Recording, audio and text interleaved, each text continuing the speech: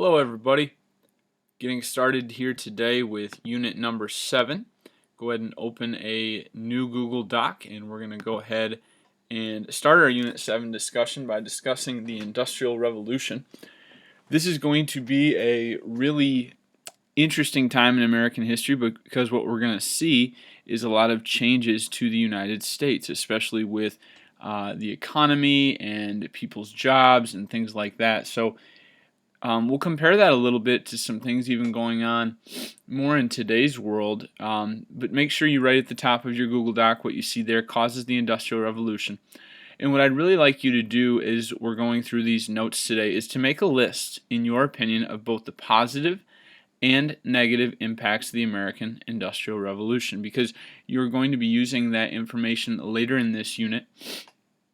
And so I think it's a good idea if you write that stuff down today. So again, causes the Industrial Revolution, and here we go.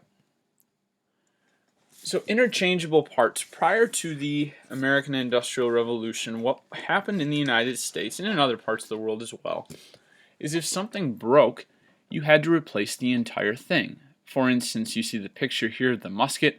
If the trigger of that musket were to break, because each musket was made individually, what the person would have to do to fix the gun is to basically create a whole new gun, because every gun had its own unique parts, and because they each had their own unique parts, if something broke, you couldn't readily just fix the one part or sub out the one part. Instead, you had to basically chuck away the whole gun. So interchangeable parts were really just identical parts that could be used to substitute in the manufacture or repair of a product. So basically, if my trigger on my gun breaks, if I have identical interchangeable parts, I can just swap out that trigger and I'm good to go. Those of you that play video games, maybe this has happened to you, wouldn't shock me. I've had a lot of kids in the past tell me they've done this. You get mad at one of your video games, your Xbox, your PlayStation, whatever it is you're doing, and you slam the controller and you break the controller. Fortunately for all of you, if you've done that, or if you ever do that, your video game controller is an interchangeable part, which means if it breaks, you don't have to replace your entire gaming machine. You don't have to get a brand new Xbox, PlayStation, or anything else. You just need to replace the controller. Now, chucking it against your wall because your friend beat you at a game is probably not a good idea, because you're going to most likely need to replace that interchangeable part. But you get the idea there. You can use them in a variety of ways. They can be used with different machines. And so that's kind of the idea behind interchangeable parts. Same idea if I get a flat tire.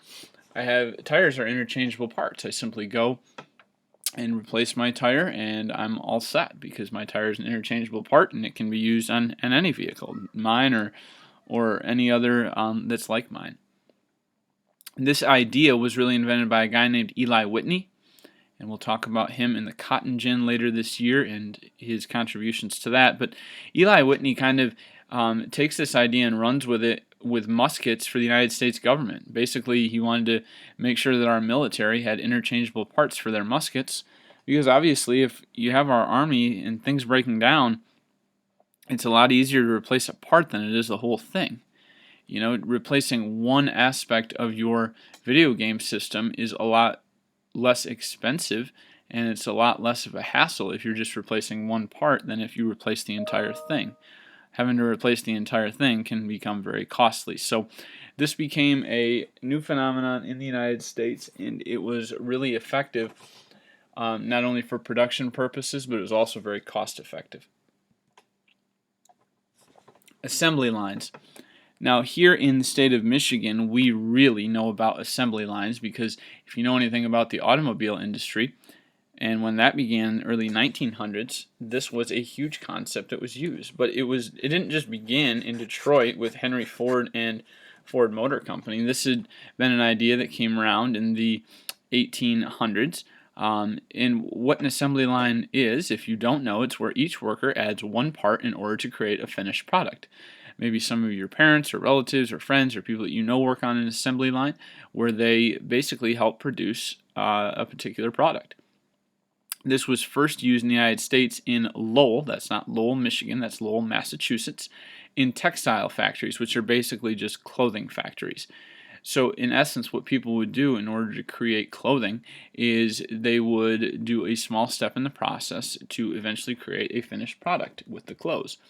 And that became a concept that wasn't just used in these clothing factories, but was used throughout the United States. And we still see it being utilized today with our manufacturing sector of our economy, with factories that people go and they're part of an assembly line and they build a piece of a product. For years and years here in Montcalm County, Electrolux or Frigidaire or Gibson's, whatever you want to call it. Some of you may have had relatives that worked there at some point. That was a big assembly line in Montcalm County, and it was a huge part of the Montcalm County economy. And so when that closed down a number of years ago, that obviously had a devastating impact on our county, and a lot of people lost their jobs, and a lot of people had to move to find new jobs. So assembly lines, even though they came about in United States history about 200 years ago almost, they're still a part of our economy today. And these assembly lines really resulted in a lot of construction of factories, especially in the northern United States. Now, the South is still going to rely a lot on agriculture and farming, and that's why slavery was such a big deal there. But the North, as we well know, the growing season in the winter, that doesn't work out very well with the frozen ground and the cold temperatures. So the northern cities had to find an alternative and a way to make money in a large way. In terms of big businesses, assembly lines and factories really provided the means to do that. And you can see the picture here of the people working in the clothing factory. What an assembly line does is one person takes it and moves on to the next, and then the next person takes it and moves it along. And eventually, as it starts with just one piece, by the end of the assembly line, we have a finished product, whether it's a car or anything else. The Industrial Revolution in the United States was also a really big time where we saw new inventions come about. I mentioned Eli Whitney earlier with his contributions to interchangeable parts, and another invention that he is credited with is the cotton gin. Now, some people say that Whitney invented the cotton gin, other people say that his slaves did, and he just took credit for it. So, you're welcome to do your own research on that, but he is given credit by historians anyway for doing this. And as I mentioned, cotton production, especially farming for cotton in the South, was a big part of the Southern economy. And what the cotton gin allowed was for much more cotton to be harvested than ever before. Previous to this, when you harvest cotton, it looks like a cotton ball you would see in stores, except for the fact that there are seeds in this cotton. And slaves in the South used to have to, by hand, pick out these seeds, which, as you would imagine, is time-consuming, it's boring, it's not much fun, it takes a very long time. And what this cotton gin allowed was to harvest, instead of 1 pound a day, 50 pounds a day. So imagine being able to 50x, that is 50 times your work production. I guarantee if any one of you could get your work done 50 times faster than you would have been able to before and still get the same grade, every single one of you would do it because you would want to save time. You would want to, have extra time to do the things that you want to do and still be successful. And that's what the cotton gin really allowed people in the South. So this was a really revolutionary product. If you're curious, you can do a little Google image search for it or a YouTube search, but my understanding of how the cotton gin works, it was basically this bin. You'd put the cotton inside of it, you'd turn this little crank, and the crank would automatically separate the cotton and the seeds.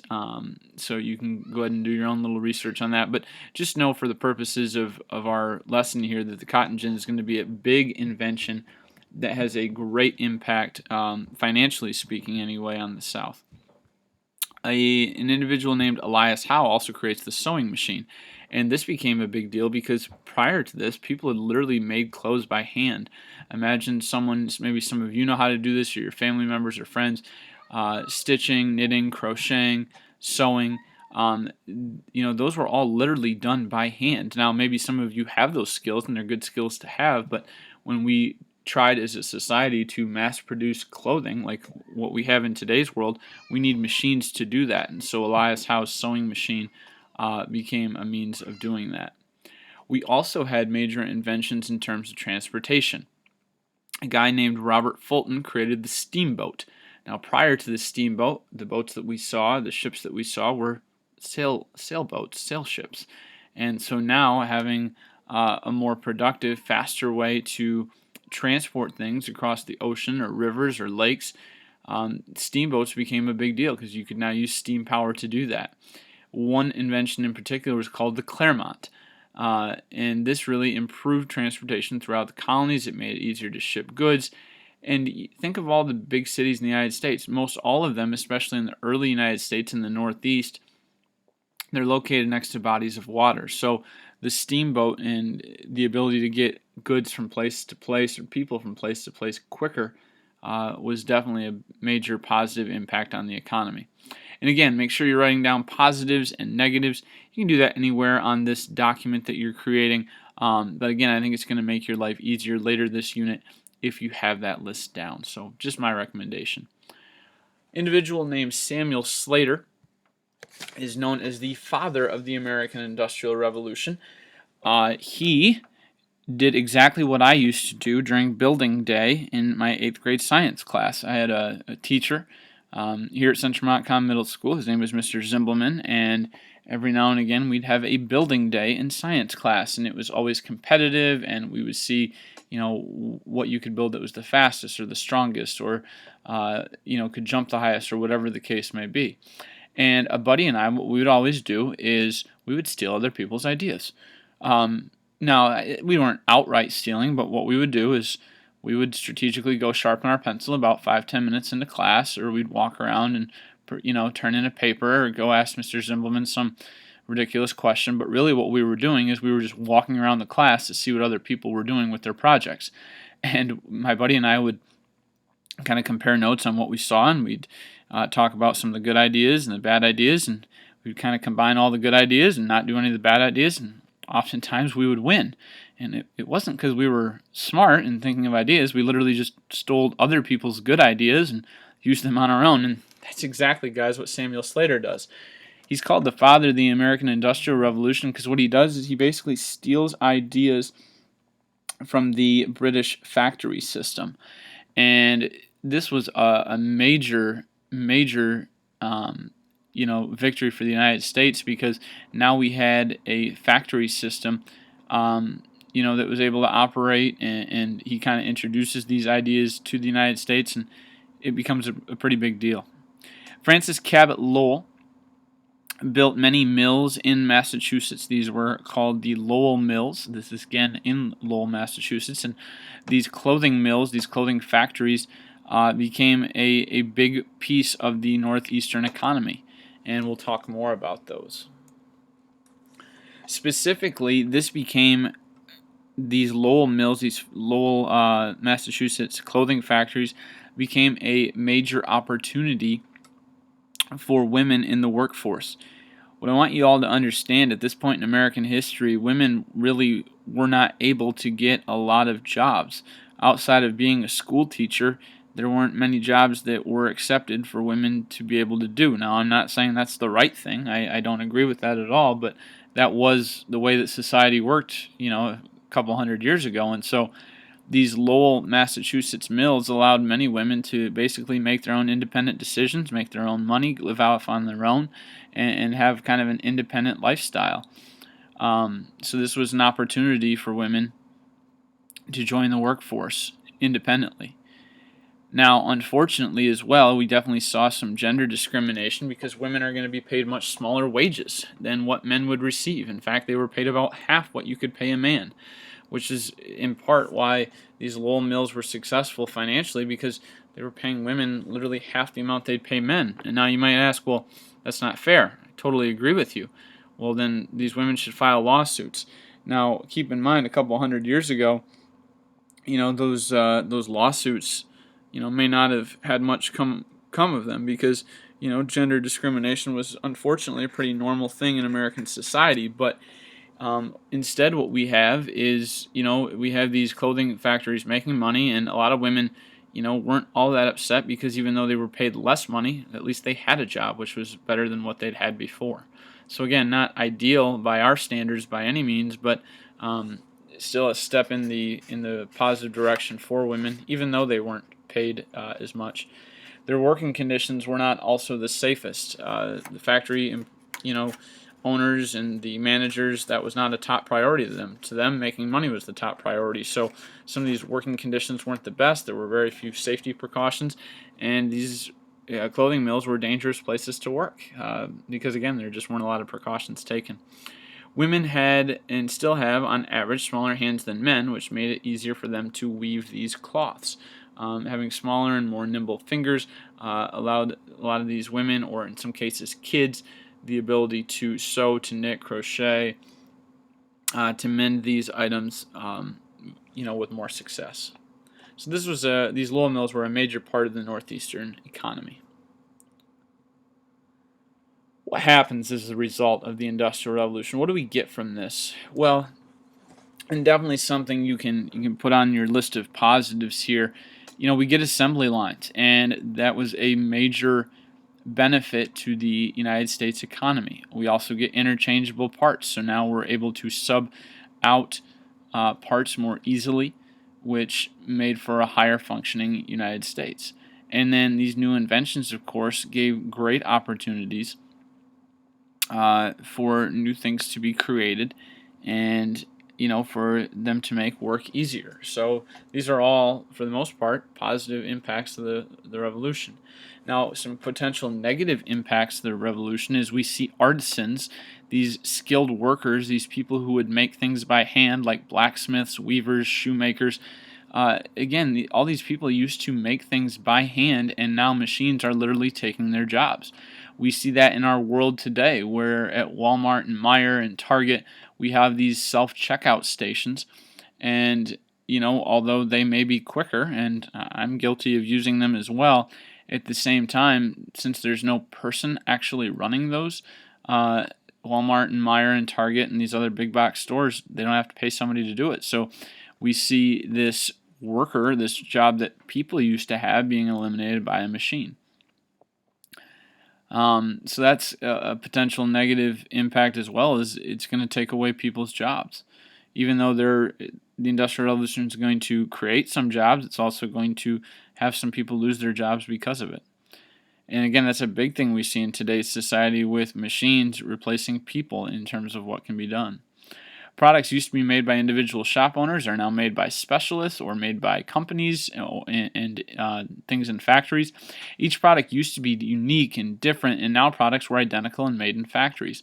One of the very few artisan jobs we still see around our area in terms of artisans would be taxidermists, or people who take dead animals that people have hunted for or trapped, and they make artistic designs and make these mounts and these displays for people in their homes. And so, although we still see that, and I don't see that job, at least in Montcalm County anyway, having a lot of danger to it, it's definitely something that is a little bit unique in the fact that that's one of those jobs I don't think that you're going to see replaced by factories or by big businesses.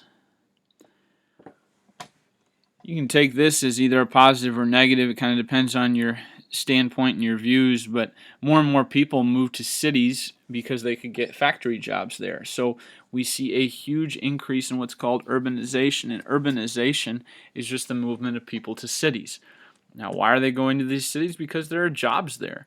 Take places like Boston or New York or Baltimore or Philadelphia, Detroit, Chicago. I mean, these are all big cities. They're located next to water, and all of these cities began to have humongous populations because of the factories and industry that were there.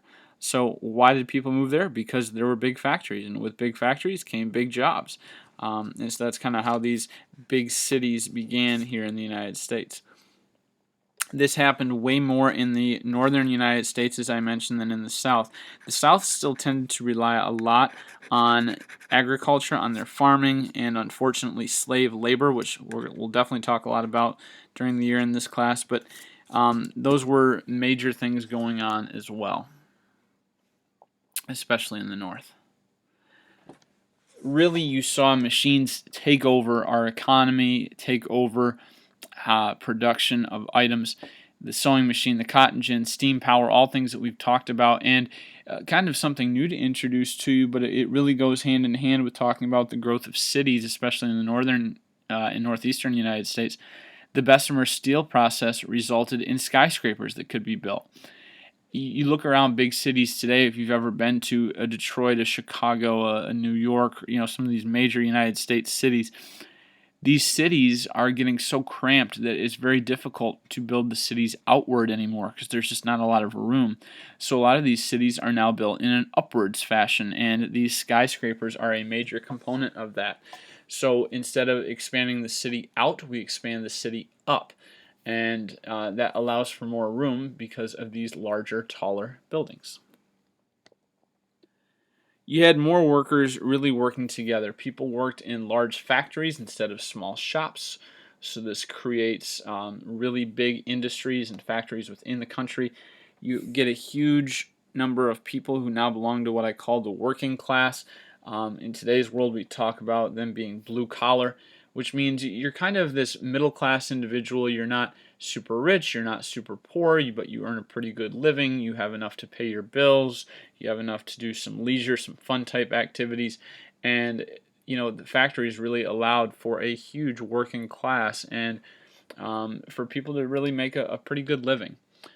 These workers, especially in these big cities as well, were exposed to people from many different cultures because with big cities and large populations, you're going to have people from all different walks of life, from different races to different religious groups, different ethnic groups, different belief systems, and all of these different types of people in these large cities create a very diverse population. For myself, when I moved to Michigan State to start my schooling there at 19, half the students on my dorm floor were international students, and so that was a big culture shock to me, moving from Stanton, Michigan, where you don't have a lot of diversity in terms of ethnicity or race or a whole variety of factors, and moving to Michigan State and meeting people from all around the world and with lots of different types of belief systems, and it makes for interesting things in the big cities,